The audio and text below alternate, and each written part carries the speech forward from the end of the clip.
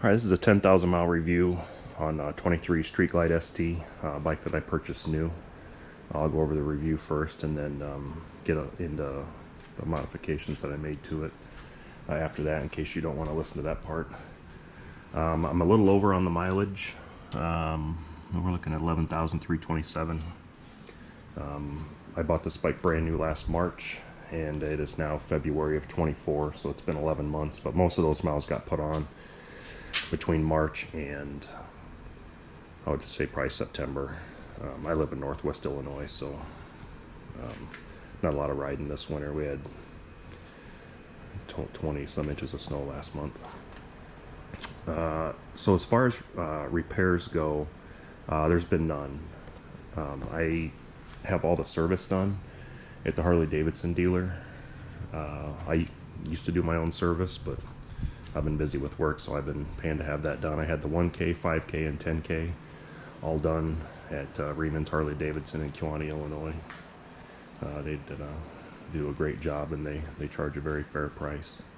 But as far as repairs go, there's been nothing except for one that was self-inflicted. I did run over well, I guess I don't know what I ran over. I ran over something when I was in Louisiana.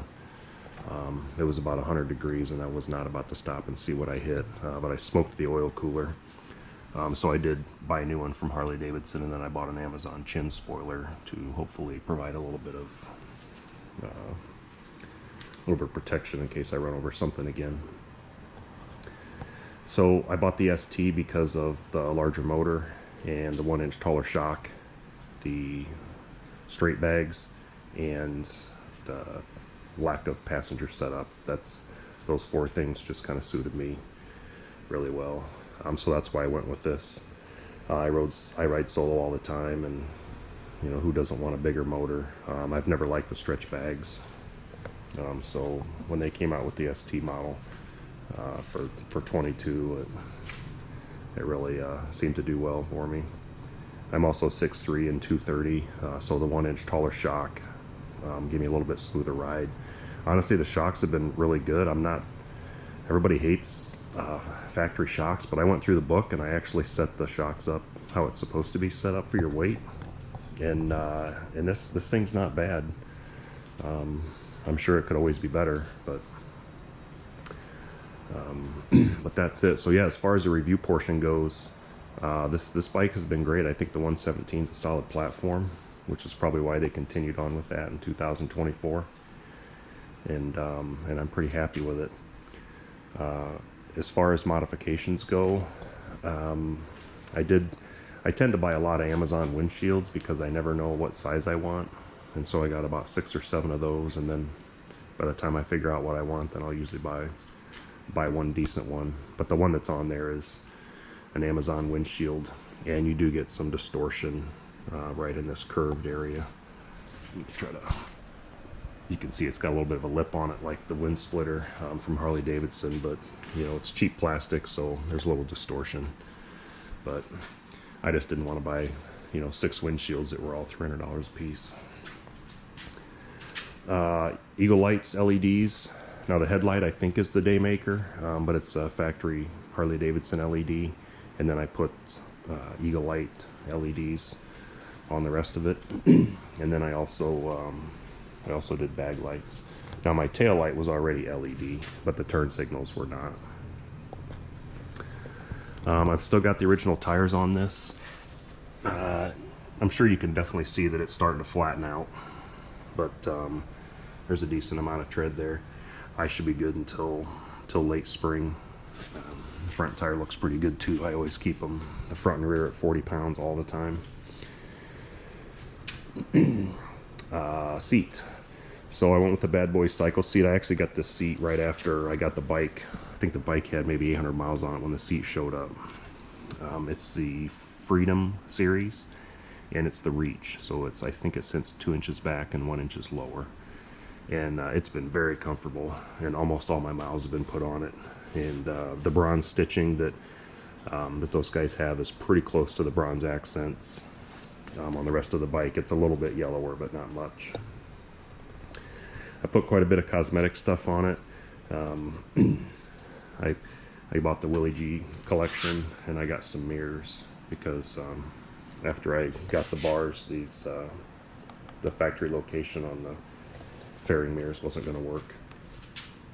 I should probably talk about the bars first. Bars are 12-inch KSTs. I don't forget the model, but I had them on the previous bike, and they fit me perfect. And so I got them for this bike also.